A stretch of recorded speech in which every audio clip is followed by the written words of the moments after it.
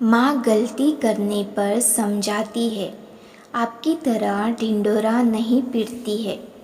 दोपहर में राशि खाने की तैयारी करके सास गायत्री जी को बुलाने गई। देखा गायत्री जी फ़ोन पर बेटी से बातें कर रही थी। आज भी दाल में नमक फीका है और आटा भी अच्छे से नहीं लगा है। राशि सोचने लगी, मम्मी जी ये बात तो मुझे भी बता सकती थी।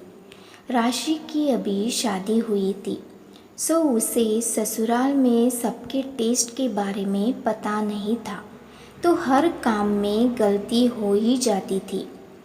ऐसे भी एक परिवार से दूसरे परिवार में जाने के बाद कोई भी तुरंत वहाँ के तौर तरीके अपना नहीं पाता। राशि से गलतियों मायके में भी होती थी, पर माँ आकर समझा देती थी। पर गायत्री जी उसकी गलतियाँ सारे घर वालों को सुनाकर ही दम लेती थी। राशि बहुत ध्यान से काम करती, फिर भी कुछ न कुछ छूट जाता। पर बुरा तब लगता जब गायत्री जी कभी अपनी बहन को, कभी ननंद को बताती, पर राशि को नहीं। धीरे धीरे राशि और गायत्री जी के रिश्ते में भी खटास आने लगी। राशि के काम करने के बाद गायत्री जी जायजा लेने आ जाती, फिर सबके पास उसकी गलतियाँ गिनती रहती। राशि सुनकर भी अनसुना कर देती। राशि काम करती, फिर अपने कमरे में चली जाती। गायत्री अकेले बैठी रहती। एक दिन गायत्री जी की सहेली नीलिमा आई।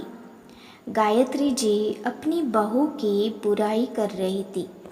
मेरी बहू पता नहीं कैसी है, कभी मुझे माँ नहीं समझती है, ना तो मुझसे बातें करती है।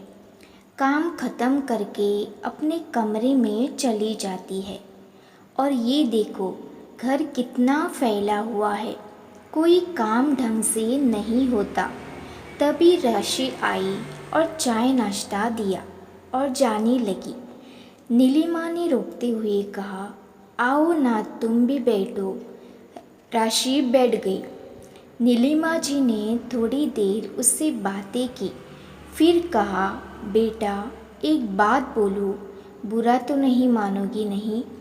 नीलिमा बोली, आशु राशि का पति और तेरे पापा जी तो सुबह में ही ऑफिस चले जाते हैं। तुम दोनों सास बहू साथ रहोगी तो किसी को अकेलापन नहीं लगेगा। आज सास भी तो माँ जैसी है। माफ़ कीजिए आंटी जी, राशि बोली। माँ जैसी होना और माँ होना दोनों में अंतर होता है।